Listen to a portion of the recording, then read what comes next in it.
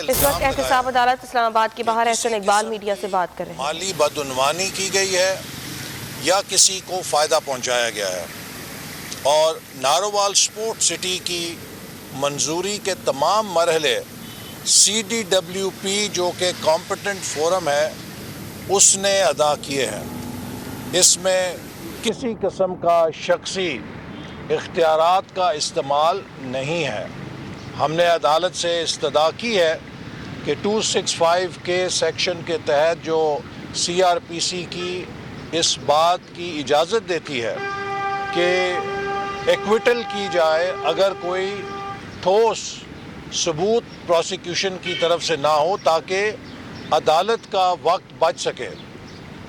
ان مقدمات کے ذریعے حکومت صرف ہماری کردار کشی کر رہی ہے کہ ہر ہفتے احتساب عدالت میں ہمارے ناموں سے آوازیں لگتی ہیں، ہمیں سب کام چھوڑ کے عدالت میں پیش ہونا پڑتا ہے، وکلا کو انگیج کرنا پڑتا ہے۔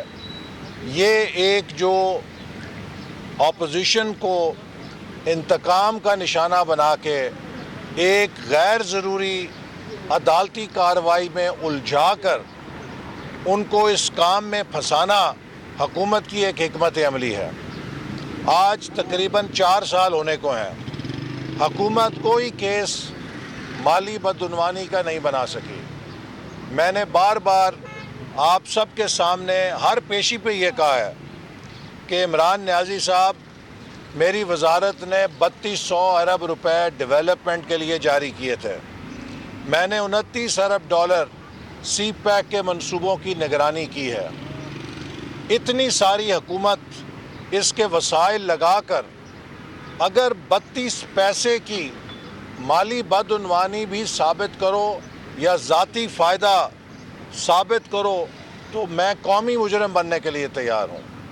لیکن افسوس اس بات کا ہے کہ وہ شخص جس کی 5 انگلیاں نہیں بلکہ 10 انگلیاں کرپشن میں دھسی ہوئی ہیں، جس نے فارن فنڈنگ کے ذریعے کروڑوں روپے کی بیرونی ترسیلات جو معصوم بیرون ملک مقیم پاکستانیوں نے اپنی جمع پونجی سے عمران نیازی کو چندوں میں دی تھیں، اور اب تو یہ بات بھی ثابت ہو چکی ہے کہ انہوں نے بہت سے شوکت خانم کے ڈونرز کو فارن فنڈنگ کیس کے اندر ان کے ناموں کو بھی استعمال کیا ہے۔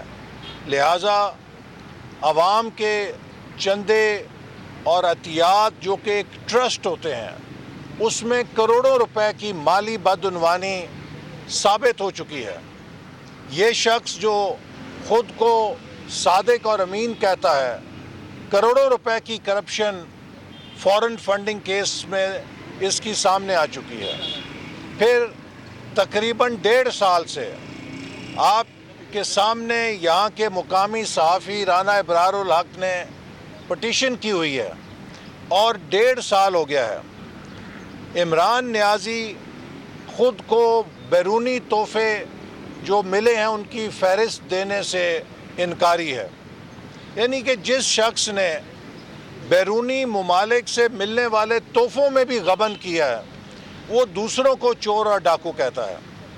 پھر ہم مسلسل مطالبہ کر رہے ہیں کہ عمران نیازی صاحب یہ بتائیں کہ 3 سال پہلے آپ کا انکم ٹیکس 1.25 لاکھ روپے تھا، وزیر اعظم بننے کے بعد 3 سالوں میں 1 کروڑ روپے کیسے ہو گیا؟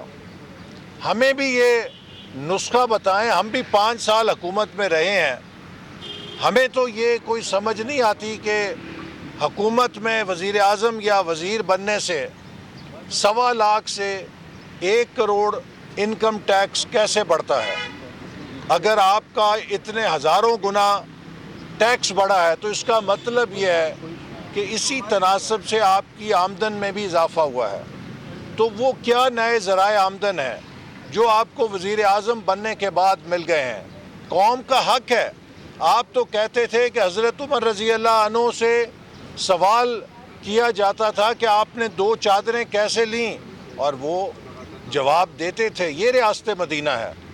ریاست مدینہ یہ نہیں ہے کہ آپ سے ٹیکس کی تفصیل پوچھی جائے اور آپ لوگوں کو جیل میں پھینک دیں۔ ریاست مدینہ یہ نہیں ہے کہ آپ سے آپ کو ملنے والے تحفوں کا حساب پوچھا جائے، آپ جیل میں پھینک دیں. آپ سے فورن فنڈنگ کیس کا سوال کیا جائے، آپ جیل میں پھینک دیں. آپ سے جو بڑے بڑے مافیاز جن کو آپ نے نوازا ہے، جو کرپشن کی داستانیں پورے ملک کے اندر لوگوں کی زبانوں پر ہیں، ان کے بارے میں پوچھا جائے، آپ جیلوں میں ڈال دیں. جو پیکا آرڈیننس آپ نے بنایا ہے، کل تک آپ کہتے تھے یہ کالا قانون ہے، کل تک آپ کہتے تھے کسی کو آزادی رائے کے جرم میں جیل میں نہیں ڈالنا چاہیے. آج اگر پیکا قانون کالا قانون تھا تو آپ نے تو کالا ترین آرڈیننس جاری کر کے ثابت کر دیا ہے کہ آپ جمہوریت پہ یقین نہیں رکھتے، آپ اختلاف کو برداشت نہیں کر سکتے. آج آپ صحافیوں کو اور سیاسی کارکنوں کو ایف آئی اے کے ذریعے اٹھا کر ایک جابرانہ ریاست بنانا چاہتے ہیں. ہم اس کا مقابلہ کریں گے اور آپ کو پاکستان کی شناخت اور پاکستان کی جمہوری اساس تبدیل کرنے کی اجازت نہیں دیں گے. اور اب آپ بلدیاتی اداروں میں اپنے وزراء کو الیکشن مہم میں جھونکنے کے لیے آرڈیننس لے آئے ہیں. میں سمجھتا ہوں کہ یہ الیکشن کمیشن کے اختیارات پہ حملہ ہے. الیکشن کے مہم کی ضابطہ اخلاق الیکشن کمیشن آف پاکستان کا دائرہ اختیار ہے.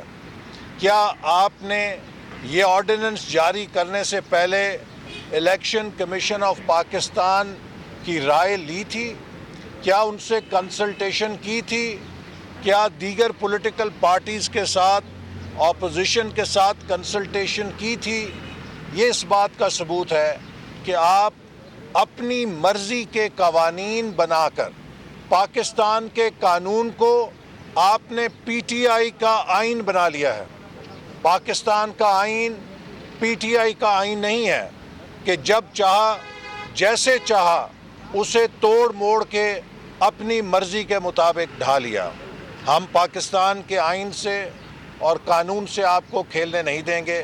اور اب انشاءاللہ آپ کی الٹی گنتی شروع ہو چکی ہے اور اب یہ حکومت عوام کے لیے ناقابل برداشت ہو چکی ہے. اور انشاءاللہ تعالی آپ جلد عوام کے سامنے اس چارج شیٹ کا بھی سامنا کریں گے اور اسمبلی کے اندر اپوزیشن کی تحریک عدم اعتماد کا بھی سامنا کریں گے.